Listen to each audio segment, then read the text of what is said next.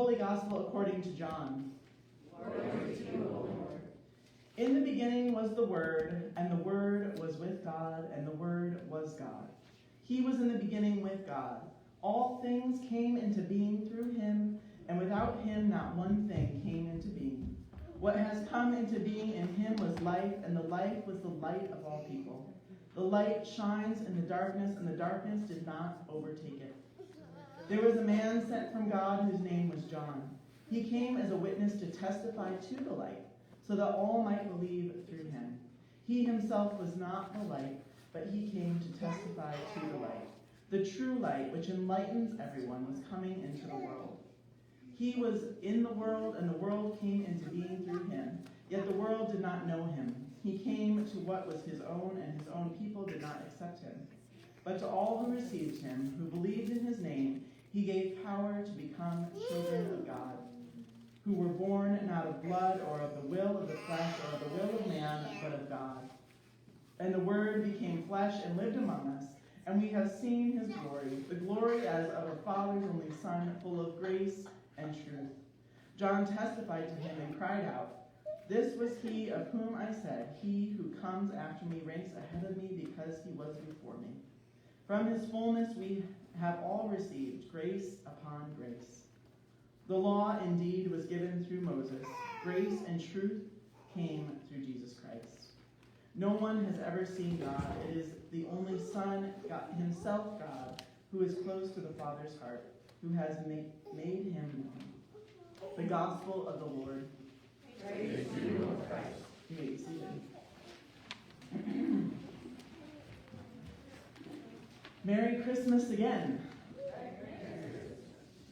We still have a couple more days of Christmas until Epiphany. It's not often, but the timing works out that we actually have a second Sunday of Christmas. So today is a special Sunday. Epiphany is always the 6th of January. Those of you looking at me with puzzled faces, John, like, are you doing math correctly today, Pastor? Maybe not. But it doesn't always work out that we have 2 Sundays during the season of Christmas. Very exciting. I want to begin by offering this poem by Howard Thurman. When the song of the angels is stilled, when the star in the sky is gone, when the kings and princes are home, when the shepherds are back with their flock, the work of Christmas begins. To find the lost, to heal the broken, to feed the hungry, to release the prisoner, to rebuild the nations, to bring peace among others, to make music in the heart. Last year, I received a gift a couple weeks prior to Christmas of a sparkly bracelet with the word grace on it.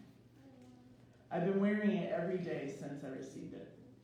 It's a beautiful reminder of what God is all about and how we are to live into the humanness of each day. God offers us an incredible gift of grace upon grace. When words or phrases are repeated in the Bible, we should pay even more attention to them. It's easy to feel in society like we aren't doing enough, or we aren't helping enough, or we aren't good enough. Capitalism tells us we need more to feel like enough, but God's words tell us otherwise. With God, we are enough. And through God's grace, we have enough. Grace is the answer with God. And if we don't feel like we deserve it because of all the other messages of enough, God gives us grace upon grace. Grace multiplied, always. The Gospel of John doesn't include a traditional nativity story. Instead, it includes the account of Jesus through the beginning of the Word with God. John the Baptist is the person who points to Jesus and his life. He tells about how Jesus shows us this grace, and our pointing to God through how we live shows other people who God is and how grace shows up and how God offers this grace. Just curious, how many of you read the opening blurb on the front of the bulletin each week? Pretty good show of hands. Probably those of you that have enough time to get here and like sit in the sanctuary for a minute before church starts. In preparation for worship, I almost always read it, and today's blurb particularly struck me.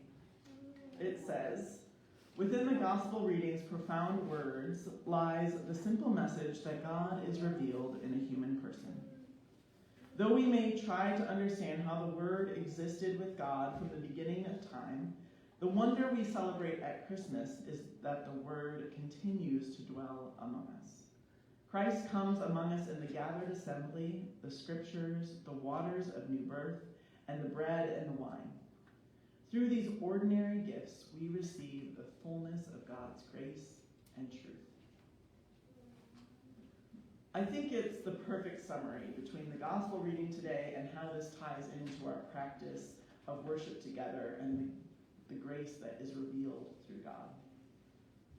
It says profound words, but a simple message. That's grace. Grace isn't easily lived out by us. It isn't easily found within us even, but it is easily given to us by God. The presence of Jesus as a living, breathing human being struggling through life just like all of us, that's God knowing how difficult grace is to accept and to practice.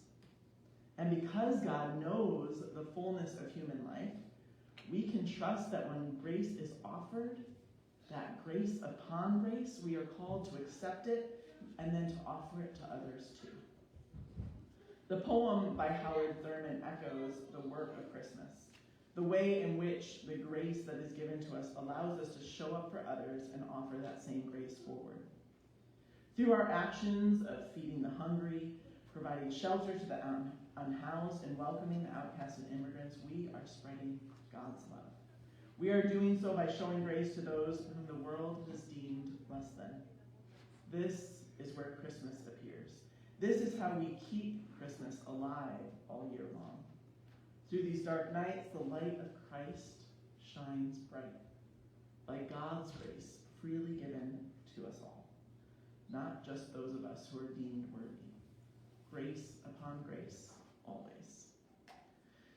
In closing, I offer this devotional that has a little bit of comedy and a whole lot of grace from January 2nd from the United Church of Christ Daily Devotional, written by Reverend Mary Ludy. She writes, "Merry Christmas, everyone. Oh, you thought Christmas was over?